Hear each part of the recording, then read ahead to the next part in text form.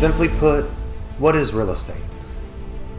So when it comes to real estate and other things of a technical or legalistic nature, there's a limit to how far you can break it down and still stay true to their meaning. However, I said I would explain real estate in simple terms, so I'm going to do my best to stay true to my word, all while trying not to water down the information at the same time. Okay, with that being said, we're going to look at 5 fundamental terms related to real estate and their meanings. The first one probably being the most fundamental, property. Next, we'll talk about land. After that, we'll go over the deed. Then we'll get into appraisals. Finally, we'll discuss real estate investing. So following this brief intro, we'll break it all down.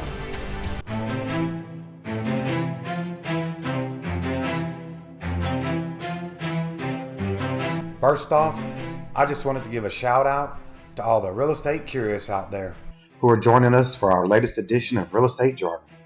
I'm Zach, founder of We Buy Houses Quick and Easy. And if you want to go on a fun-filled, enlightening journey through the wonderful world of real estate, a world where I offer helpful info on everything real estate related, then just click on the red subscribe button below and tap the little bell that pops up, and the YouTubians will let you know when I post a new real estate related video. Now, in today's issue, we'll be discussing what real estate is in simple words. Okay, now let's get this real estate rocket into orbit. First, I'll start with the term property. The concept of property dates back to what most people would consider ancient times. It has a rich history, with philosophers like Aristotle, Locke, Hegel, and others pontificating on the subject. Needless to say, they had varying beliefs when it came to property. Now I'm paraphrasing here, but the legal definition of property is money and other tangible, basically physical things, including raw or developed land, and also any intangible rights, such as patents, copyrights, and trademarks, all of which have value and or produce wealth or income. Furthermore, it includes the property rights that a person has over natural resources, such as soil, minerals, and water too. The definition of property also includes the right of an owner to enjoy, use, and dispose of their property. This right is called a right of ownership and is one of the most important aspects of property law. Another thing, real estate is a legal designation for private property, including land and tangible improvements. Now, real estate investors use private property, including land and improvements, for various investing purposes. These improvements can include buildings, roads, septic systems, and more. Also, real estate developers combine undeveloped land with various new structures to increase density and value. This results in a property that a variety of businesses can use. So to boil it down to its simplest terms, property is just a physical thing or a right that has or will have value and belongs to someone. Now before I move on to the next section, I just want to leave you with this little tip. Many people mistakenly assume that the term property absolves them of responsibility, but that's not so. Property can also act as an opposite of an asset as far as that goes. For example, if you own a 2-story rental home with a balcony and someone falls from it and breaks their leg, you could very well be sued, held liable, and owe substantial financial penalties. So like most things, owning property not only has its advantages, but it also has its drawbacks as well. Now we'll move on to land. In the United States, a lot of people refer to land as real estate and buildings as commercial property. However, in its most fundamental and primal state, land is the surface of the earth. Now, in a legal sense, it includes all natural objects on or within it. So real estate is land plus artificial improvements and any natural elements that are there, including ponds and lakes and any mineral deposits, as long as they weren't previously sold. Now, while we typically think of houses and buildings as examples of real estate, this definition can also include rural improvements, such as barns, silos, and even chicken coops and smokehouses, if they're permanent structures. Likewise, in economics, land is one of the 4 factors of production, since you need land in order to do things such as grow crops, raise livestock, unearth minerals, and develop housing and commercial buildings on as well. Lastly, Not only is land a monetary asset, but it is also a natural asset that supports animals, forests, and bodies of water too. Next, we're going to look at the deed.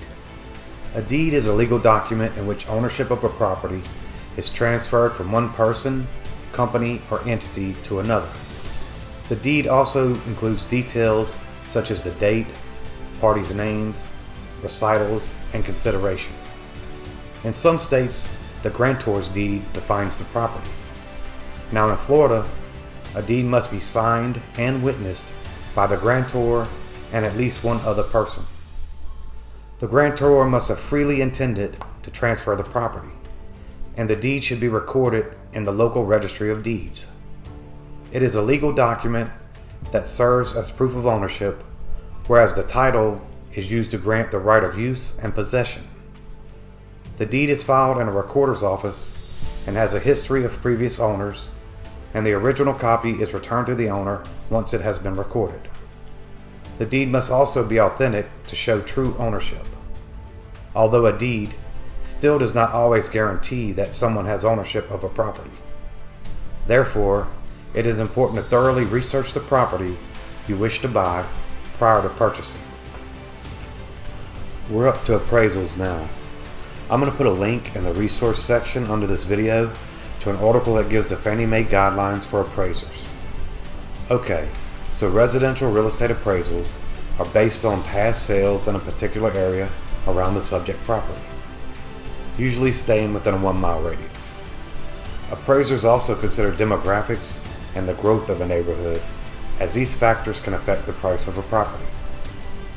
An appraisal also protects the buyer from falling into negative equity or becoming underwater in their mortgage.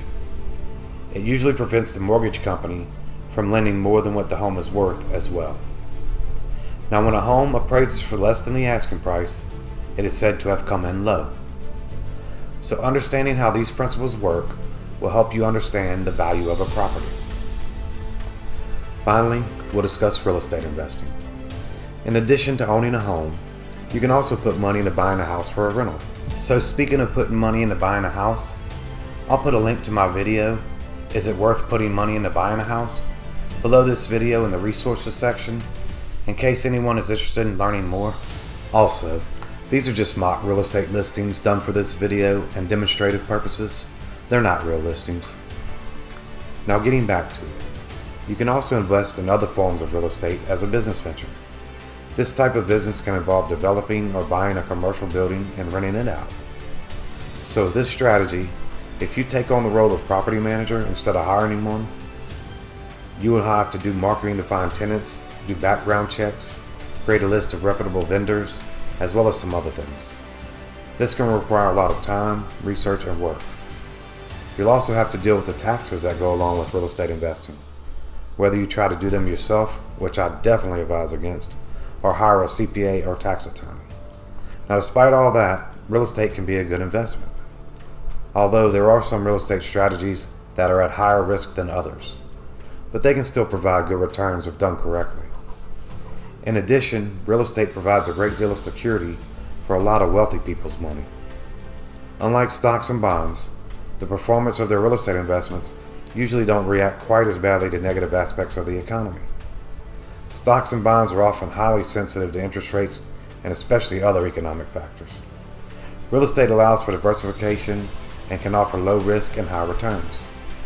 Additionally, real estate is a tangible asset, which can make it easier to value and manage. Intangible assets are often based on value approximations. Now, when working out a real estate investment strategy, there are many factors to look at. For example, one of the most important considerations when it comes to real estate is location, location, location. Some investors choose to invest in a specific area, such as Phoenix or Miami, but others choose to invest in multiple locations. Generally, most small investors choose an area fairly close to where they live and spend most of their time, since they tend to take a more hands-on approach, at least when first starting out. Alright, what did we find out? Well, to start with, and simply put, real estate is any land along with everything that is permanently affixed to it, such as houses, detached garages, or sheds on concrete slabs. This can also include all the minerals on the property and any water sources on it as well. Another thing, knowing some real estate terms can be a good start if you want to learn about the real estate market. Finally, investing in real estate might not be a bad idea if you have some time and/or money and can get a really good grasp of the market and the fundamental concepts surrounding investing in it. Now, if you enjoyed this video, don't forget to hit up the like button, and until next time, always remember, knowledge is your greatest investment. This is Zach, the Prosperous View, signing off.